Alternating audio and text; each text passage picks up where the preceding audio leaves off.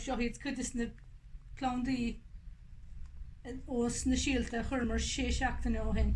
Tá tréis fás goach tá ró chungrach dá chéile so caithríad a scarúntó na chéile inis chun go meach seans níos fearr go fás as go méidir nefsplach ó na chéile. So siad sa moneymaker agus seo sweet aperitif.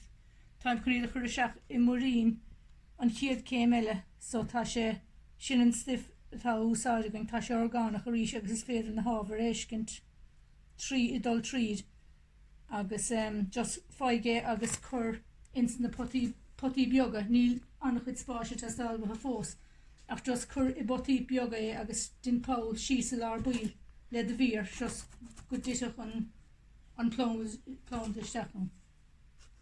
Plán dá hágantamach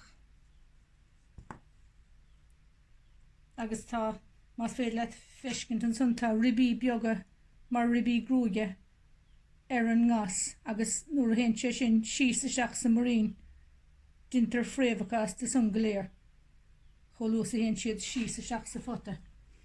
So tá geolas róáard actually no ag an buinte seo but sin mar atá be siad go bre. So caithríad iad a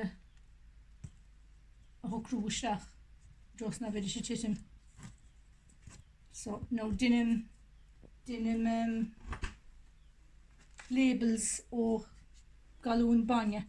So is féidir label a chur a gach ceann mar fiochan siad go léir mar a chéile ag an buinte seo agus muna chur tú label ortha ní bhíh gis a go cad bheith a got. Tréis go dtí go méid trátaí a teacht ortha.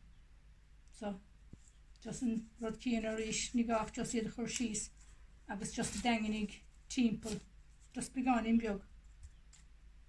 Agus lenaróig mar sin agus túris godóibh. Is féidir iad a churasí I meáí isce feag tamil nat róada mar ní hasíach na ródís rólach mar de lódís damidís ag síon iscin tá mar fad ach testí an roiint isce bhatha chun go bhásach na fréamhacha.